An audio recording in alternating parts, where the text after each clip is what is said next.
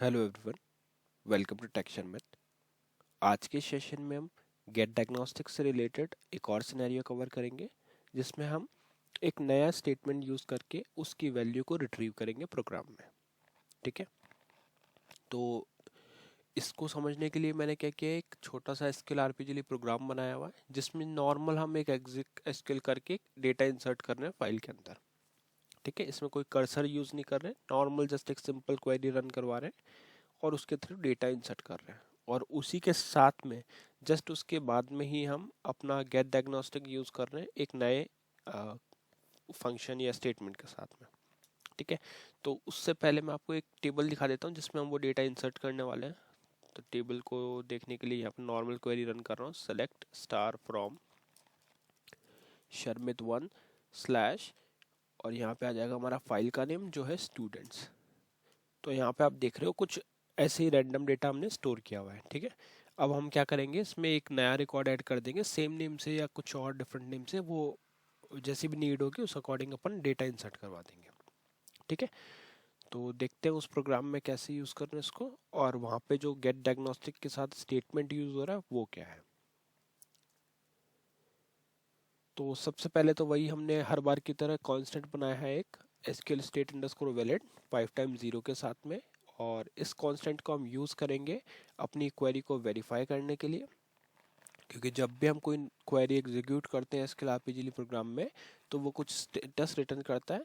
अगर वो स्टेटस इस कांस्टेंट से मैच हो जाता है, इसका मीनिंग है कि हमारी जो क्वेरी है वो प्रॉपरली एग्जीक्यूट हो गई। बट अगर किसी रीज़न से वो इससे मैच नहीं होता है, तो उसके चांसेस हैं कि वहाँ पे कुछ एरर्स है, कुछ वार्निंग्स हैं, तो वो फिर हम अपने फ्लो में हैंडल कर लेते हैं।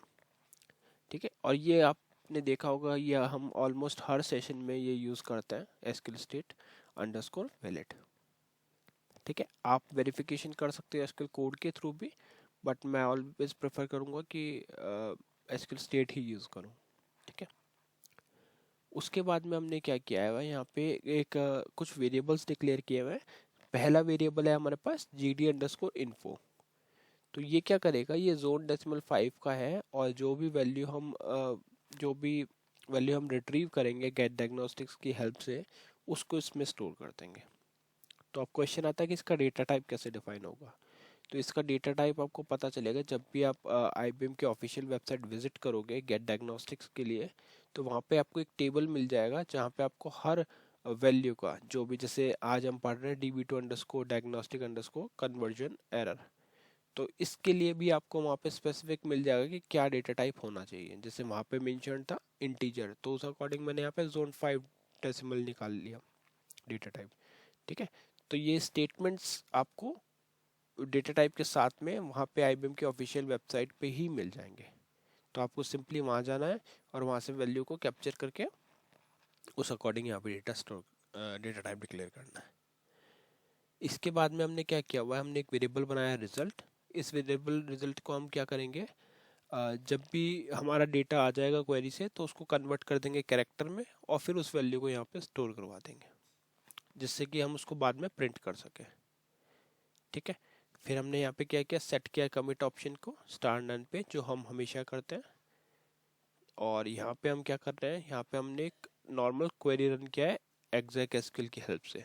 तो उसके लिए आपको क्या लिखना है, सिंपली लिखना है insert into Sharmit one slash students, और यहाँ पे वैल्यू क्या आ जाएगी 40, और यहाँ पे हो जाएगा इसकी जगह जो भी आपको डेटा इंसर्ट करवाना है वो यहाँ पे आप मेंशन कर सकते हो। ठीक है, तो यहाँ पे हमने क्या डाल दिया, insert into Sharmit one slash students values, और यह वैल्यूज़ की जगह पे आ गई हमारी पहली वैल्यू आ गई 40, और दूसरी वैल्यू आ गई टेक्सटिंग। ठीक है, तो ये जो भी वैल्यू आप इसमें इंसर्ट करा रहे हो, उसमें आपको दिख रहा है कि यहाँ पे कोई किसी तरह का कोई एरर जनरेट नहीं होने वाला, क्योंकि करेक्ट क्वेरी है। ये क्वेरी मैंने वेरीफाई करके ही यहाँ पे डाली है। तो यहाँ पे प्रिपेयर नहीं कर रहे हैं हम, डायरेक्टली डेटा इंसर्ट ही कर रहे हैं। तो इसको इंसर्टिंग डेटा, ये आ गया। ठीक है, तो यहाँ पे हम क्या कर रहे हैं, डेटा को इंसर्ट कर रहे हैं। अब इसके बाद में हम क्या करेंगे, गेट डायग्नोस्टिक्स का यूज़ करेंगे। जैसा मैंने आपको पहले बताया था कि गेट डायग्नोस्टिक्स को हम हर एसक्यूएल स्टेटमेंट के एग्जीक्यूट करने के बाद में यूज़ करते हैं, जिससे वो फिर लास्ट रिसेंट या मोस्ट रिसेंट जो स्टेटमेंट एग्जीक्यूट हुआ है उसके बारे में हमारे को इन्फॉर्मेशन प्रोवाइड करता है।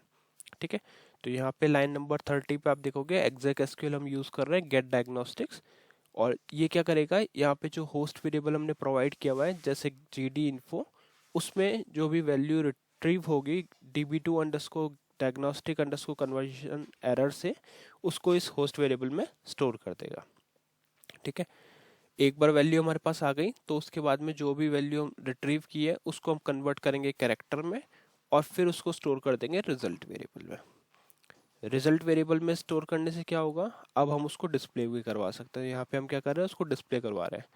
तो हमने क्या किया, मेनली एक नॉर्मल एसक्यूएल स्टेटमेंट को इंसर्ट क्वेरी को रन किया और उसके बाद में हम उसको इंसर्ट करवाने के बाद में एक नॉर्मल गेट डायग्नोस्टिक्स फंक्शन की हेल्प से वैल्यू रिट्रीव करिए जीडी इन्फो में। जीडी इन्फो में वैल्यू आ गई है, उसको बस फिर हम बेसिक वैलिडेशन के साथ में एक मैसेज पॉपुलेट करवाएंगे। तो यहाँ पे हमने चेक किया कि अगर एसक्यूएल स्टेट जो है वो इक्वल है एसक्यूएल स्टेट अंडरस्कोर वैलिड के, तो डिस्प्ले कर दो result record inserted. Else condition में हम क्या करेंगे, एरर अकर्ड मैसेज शो करके एसक्यूएल स्टेट को शो करवा देंगे। ठीक है, लास्ट में हमने यहाँ पे क्या किया है, INLR को ऑन किया जिससे वो प्रोग्राम का एंड हो जाएगा। तो मेनली हमने इसमें दो स्टेप्स रिपीट किए। पहला हमने एक डेटा इंसर्शन किया, बाद में हमने गेट डायग्नोस्टिक्स की हेल्प से एक वैल्यू को रिट्रीव किया जो है जीडी इन्फो, और इस वैल्यू में एक्चुअल में क्या आ रहा है, db2 underscore diagnostic underscore conversion error. तो ये क्या करेगा, जब भी कोई क्वेरी आप एग्जीक्यूट करोगे तो वो चेक करेगा कि वहाँ पे कुछ कन्वर्जन एरर है क्या। अगर एरर होगा तो उसके अकॉर्डिंग आउटपुट देगा, अदरवाइज डिफरेंट आउटपुट देगा। तो अभी हम इसको करते हैं कंपाइल। कंपाइल करने के बाद करेंगे इसको कॉल। तो पहली वैल्यू इसने रिटर्न क्या करी, 0। 0 का मीनिंग है कि इसमें कोई भी कन्वर्जन एरर नहीं आकर हुआ। ठीक है, तो इसके दो पॉसिबल आउटपुट होते हैं, पहला 0 और दूसरा 1। 1 उस केस में आएगा जब भी आपकी क्वेरी में किसी भी टाइप का कोई कन्वर्जन एरर आएगा, अदरवाइज ये आपको 0 ही रिटर्न करेगा हमेशा। और यहाँ पे एक मैसेज जो हमने फ्लो के अकॉर्डिंग डाला था वो आ गया कि रिकॉर्ड इंसर्टेड। तो सेम चीज़ अगर अब हम फाइल में जाके देखेंगे strSQL की हेल्प से, तो आपको यहाँ पे दिखेगा कि डेटा जो है वो इंसर्ट ऑलरेडी हो चुका है। तो उसके लिए नॉर्मल क्वेरी रन कर रहे हैं, select star from Sharmit 1 slash, और यहाँ पे आ जाएगा स्टूडेंट्स। तो आप देखोगे लास्ट रिकॉर्ड जो है 40 टेस्टिंग जो हमने प्रोग्राम के थ्रू इंसर्ट करवाया था। तो यहाँ पे अगर आप प्रोग्राम देखोगे तो यहाँ पे आपकी वैल्यू है अवेलेबल। ठीक है, तो इस तरह से हम गेट डायग्नोस्टिक्स की हेल्प से db2 underscore diagnostic conversion error को रिट्रीव कर सकते हैं। ठीक है, और जो भी आपके पास पॉसिबल आउटपुट आएगा उससे आप आइडेंटिफाई कर सकते हैं। अगर आपका आउटपुट 0 आ रहा है तो इसका मीनिंग है कि जो भी आपने लास्ट एसक्यूएल स्टेटमेंट रन किया है उसमें कोई भी कन्वर्जन एरर नहीं हुआ है, और अगर आपका आउटपुट 1 आ रहा है तो इसका मीनिंग है कि आपने जो भी लास्ट एसक्यूएल स्टेटमेंट को रन किया है उसमें कन्वर्जन एरर अकर हुआ है। तो अगर एरर अकर हुआ है तो अब यहाँ पे आप एक तरह का और वैलिडेशन डाल सकते हैं कि इफ रिजल्ट या इफ जीडी इन्फो इज 0, तो आप एक मैसेज शो कर सकते हो कन्वर्जन एरर अकर्ड, और कन्वर्जन एरर नॉट अकर्ड 0 के केस में। और अगर आपको 0 नहीं मिल रहा, 1 मिल रहा है, तो उस केस में आप प्रिंट करोगे कन्वर्जन एरर अकर्ड।